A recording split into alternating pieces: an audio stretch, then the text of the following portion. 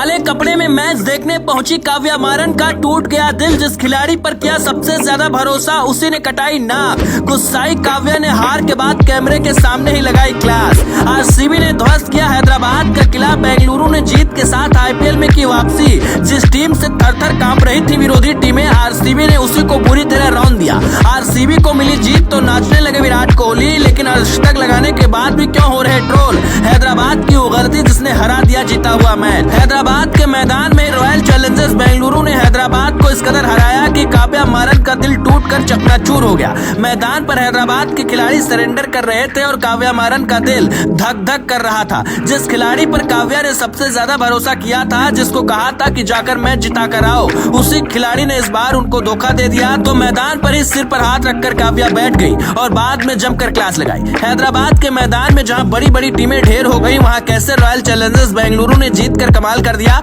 और हैदराबाद से क्या कुछ गलती हुई उसकी पूरी कहानी आपको बताते हैं। मुकाबले में रॉयल चैलेंजर्स बेंगलुरु ने टॉस जीतकर पहले बल्लेबाजी का निर्णय लिया था। विराट कोहली ने शुरुआत धुआंधार दी, साथ में फाफ डु प्लेसी ने भी 12 गेंद में 25 रन बनाकर रॉयल चैलेंजर्स बेंगलुरु को अच्छी शुरुआत दी। इसके बाद रजत पाटीदार ने कलाई खोलते हुए 20 गेंद में 50 रन ठोककर रॉयल चैलेंजर्स बेंगलुरु को और ज्यादा मजबूती दी। कुछ मुकाबलों में जहां कैमरून ग्रीन नहीं चल रहे थे, वहीं वो भी इस मुकाबले में 20 गेंद में 37 रन बनाकर चले गए। जिसके बाद स्वप्निल सिंह मैदान पर आए, उन्होंने 6 गेंद में 12 रन बनाए, जिसकी मदद से रॉयल चैलेंजर्स बेंगलुरु की टीम ने हैदराबाद के मैदान में हैदराबाद के सामने 106 रन बना डाले। 107 रन के लक्ष्य का पीछा करने के लिए जब सनराइजर्स हैदराबाद की टीम मैदान में उतरी तो अभिषेक शर्मा ने तूफानी अंदाज में बल्लेबाजी की और 13 गेंद में 31 रन बनाए। लेकिन यहाँ सबसे बड़ी गलती हैदराबाद से जो हुई वो है ट्रेविस हेड का आउट होना। ट्रेविस हेड जो लगातार सनराइजर्स हैदराबाद के लिए तूफानी पारी खेल रहे थे और अपनी टीम को जीत दिला रहे थे, इस मुकाबले में वो सिर्फ 1 रन बनाकर आउट हो गए और यहीं से सनराइजर्स हैदराबाद के हाथ से मैच फिसलता चला गया।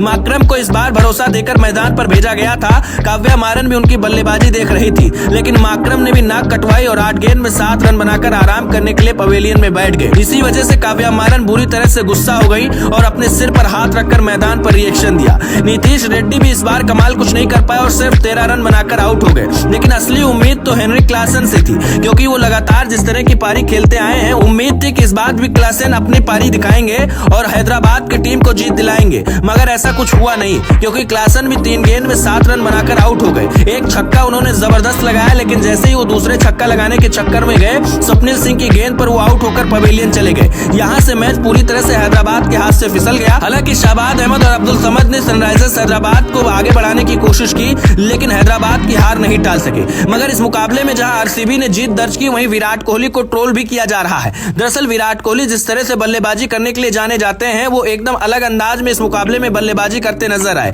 43 गेंद में उन्होंने 51 रन बनाए और उनकी पारी में सिर्फ 1 छक्के लगे, जबकि 4 चौके लगे। इसीलिए कुछ लोग कह रहे हैं कि विराट कोहली ने गलत बल्लेबाजी की, उनको और तेजी से रन बनाना चाहिए था, नहीं तो फिर आरसीबी हार सकती थी। ये तो किस्मत अच्छी थी कि सनराइजर्स हैदराबाद ने अपने विकेट गंवा दिए, नहीं तो हैदराबाद के लिए इतने स्कोर ऊंट के मुंह में जीरा के बराबर होता। दोस्तों, इस जीत के साथ रॉयल चैलेंजर्स बेंगलुरु की उम्मीद भी अब आगे बढ़ गई है। लेकिन आपको क्या लगता है, क्या विराट कोहली सच में धीरे खेले? आप अपनी राय हमें जरूर बताएं। पहुंचे बिहार झारखंड का सबसे तेज खबर आपके मोबाइल तक, तो क्लोड वेब इंडिया को सब्सक्राइब करें, बेल